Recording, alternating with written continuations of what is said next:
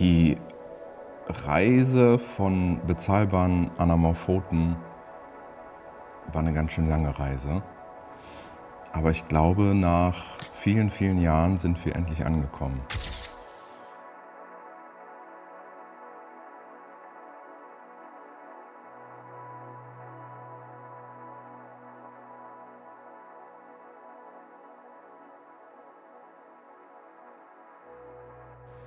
Also ich habe in den letzten Jahren so viele anamorphe Objektive getestet. Irgendwie jede bezahlbare anamorphe Optik, die es so auf dem Markt gab. Das Problem war irgendwie immer, die waren zu groß, die waren zu schwer, man konnte die nicht alleine handeln.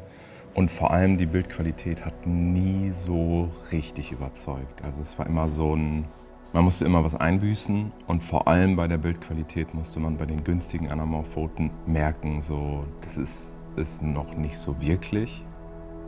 Bis jetzt. Bis Blazer die Mantis-Optiken rausgebracht hat. Mein Name ist Levi Stute, ich bin DOP aus NRW und betreibe nebenbei noch 2 Filmstudios und ein Equipment Rental. Und deswegen gucke ich mich immer mal wieder um, was es so technisch Neues gibt. Und in diesem Video zeige ich euch mal meinen ersten Eindruck von den Blazer Mantis-Optiken. Die Mantis-Objektive sind klein und kompakt und irgendwie auch fast schon unauffällig, weil sie eben so kompakt gebaut sind. Aber das Bild, was da rauskommt, das ist wirklich alles außer unauffällig. Es hat mega viel Charakter. Durch den Formfaktor, wie die gebaut sind, sind die Objektive halt super easy zu handeln.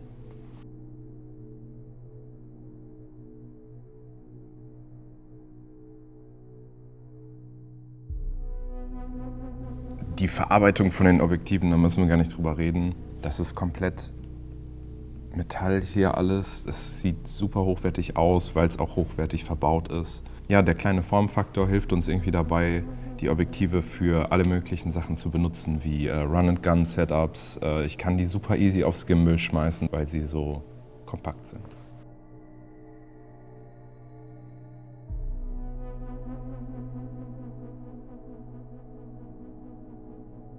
Jetzt ist es ja so, das sind 1,33-fach Anamorphoten und da schrecken ganz viele Leute vor zurück.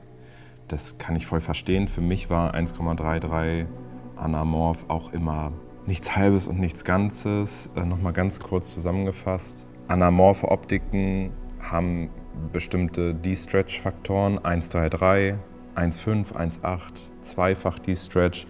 Und je höher dieser Faktor ist, desto mehr wird das Bild, was man filmt, am Ende auseinandergestaucht und desto schmaler wird das Bild logischerweise auch. Das heißt, wir haben ein 16:9 Bild, bei 1,3-fach wird es nicht so doll auseinandergezogen.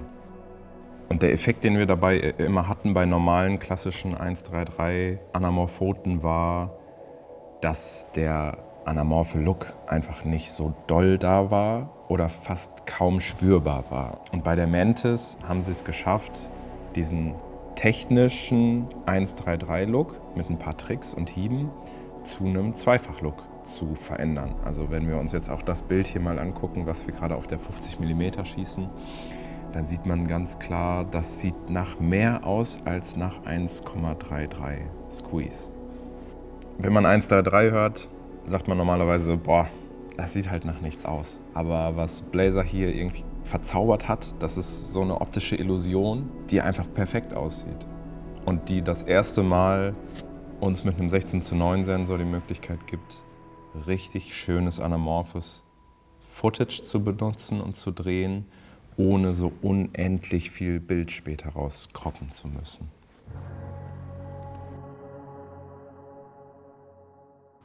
Der Look sieht einfach nach viel mehr aus, als er eigentlich dürfte. Und das ist sehr gut. Wir haben super ovales Bokeh durch eine Blende, die hinten im Objektiv verbaut ist, die oval ist. Also wenn wir das Objektiv auf und zu machen, dann bleibt die Blende die ganze Zeit oval und dadurch haben wir dieses klassische, anamorphe, ovale Bokeh. Die Flares sind total schön. Wir haben Vergleichsaufnahmen gemacht mit meinen Blazer Remus Optiken. die einen 1,5-fach Squeeze haben. Und die Flares, die aus der Mantis kommen, die sind ein bisschen weniger, die sind ein bisschen kontrollierter, aber wirken dadurch noch so viel natürlicher und nicht mehr so gewollt. Weil bei den Remus finde ich die schon sehr doll, die stechen sehr raus.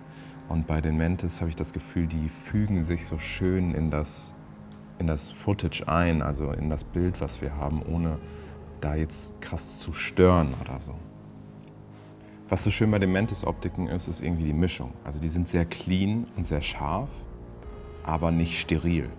Die haben einen sehr eigenen Charakter und einen sehr schönen anamorphen Charakter. Aber dieser Charakter besteht nicht aus Fehlern, wie es bei vielen Anamorphoten im günstigen Bereich so ist, sondern das ist einfach wirklich ein eigener, schöner Charakter, den sie hat. Bei T2 super scharf, also wir haben unsere ganzen Testaufnahmen auf T2 geschossen und die Bilder kommen super, super schön scharf raus. Die Hauttöne verzeichnen sich unglaublich schön über diese Objektive und Breathing, finde ich, ist für eine anamorphe Optik sehr überschaubar.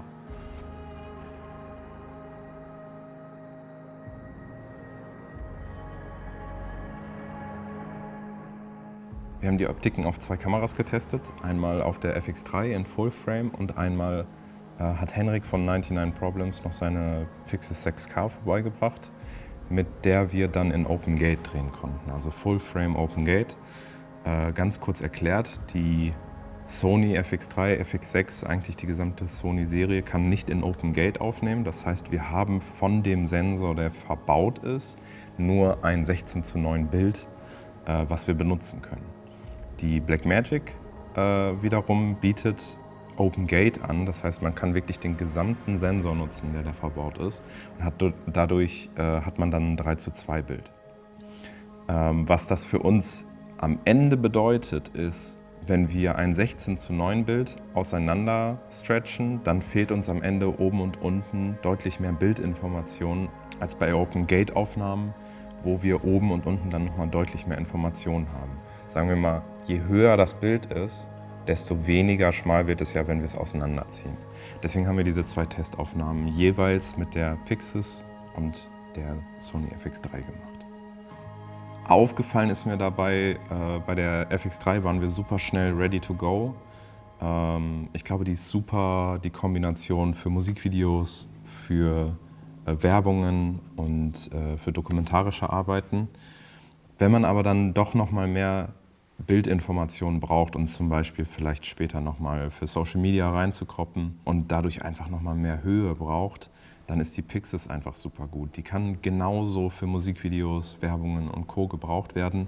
Aber ich glaube, für den Social-Media-Bereich ist die Pixis mit Open Gate nochmal ein deutlich besseres System, mit dem man arbeiten kann.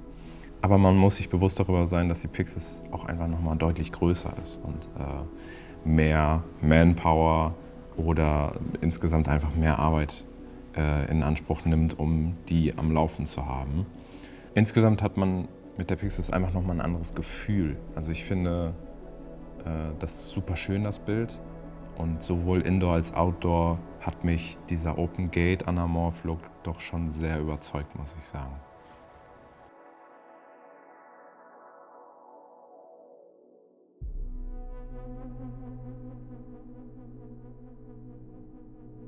Wenn wir ehrlich sind, der anamorphe Look, den wir so kennen, der war die letzten Jahrzehnte ein Luxusproblem. Du brauchtest ein Riesenbudget, du brauchtest viel Crew und sehr viel Equipment, um mit anamorphen Objektiven ein gutes Ergebnis erzielen zu können. Also nur mal verglichen, dieses Dreier-Set der Mantis-Objektive kostet uns jetzt ungefähr 2.000 € im Einkauf. Und davor gab es so ab 10.000 € das Stück, bis hoch zu 20, 30, 40.000 € pro Objektiv.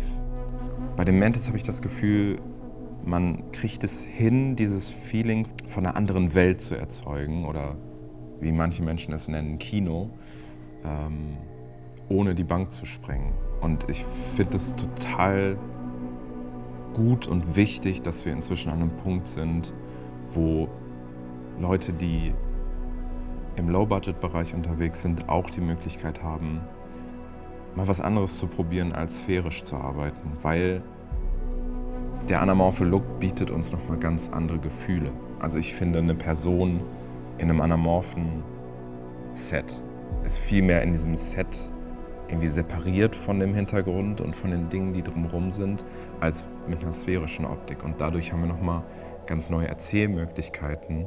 Und ich finde es schön, dass wir inzwischen an einem Punkt angekommen sind, wo das nicht mehr nur noch abhängig vom Geld ist, ob wir diese Bilder und diese Gefühle zeigen können und dürfen. Das Schöne ist irgendwie, dass diese Objektive kein Kompromiss mehr sind. Also ja, man zahlt nicht mehr so viel Geld, aber man geht keine Kompromisse mehr ein. Und das wiederum macht voll viel Spaß, weil wir auch hier bei diesen Objektiven sehen, dass die sowohl für große Crews, mittelgroße Crews oder Solo-DPs perfekt sind und uns einfach ganz, ganz viele neue Möglichkeiten bieten. Und ich glaube wirklich, dass mit diesen Objektiven hier gerade was Neues entsteht. Und ich bin super gespannt, was in 1-2 Jahren ist, wenn wir zurückschauen, was diese Objektive mit unserer Branche gemacht haben und wie sich das so entwickelt hat. Es ist ja jetzt nicht das erste anamorphe Objektiv, was im Low-Budget-Bereich erwerblich ist, aber ich könnte mir wirklich gut vorstellen, dass anamorph nochmal einen ganz anderen Stellenwert bei uns in der Branche bekommt, dadurch, dass das hier wirklich die ersten Objektive sind, die für Consumer-Sensoren gebaut sind und auch Consumern einfach die Möglichkeit geben, ein besonderes Bild zu erschaffen.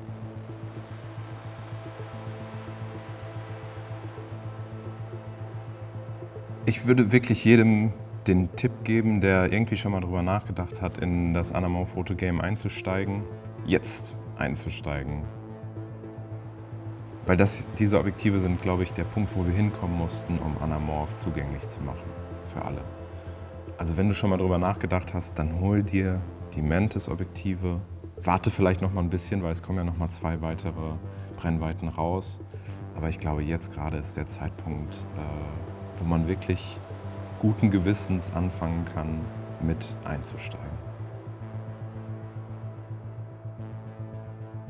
Bis vor kurzem haben wir 1,33-fach Anamorphoten belächelt. Aber die Blazer Mantis Objektive brechen für mich mit diesem Vorurteil. 1,33-fach Objektive mit einem fast 2-fachen Bokeh. Natürlicher De-Stretch, ohne da irgendwas künstlich zu erzeugen. Und durch ein ganz bisschen kleine Trickserei und Zauberei haben wir ein unglaublich organisches, anamorphes Bild, mit dem wir hier arbeiten können. Danke Blazer dafür. Wir schauen mal, wo die Reise hingeht.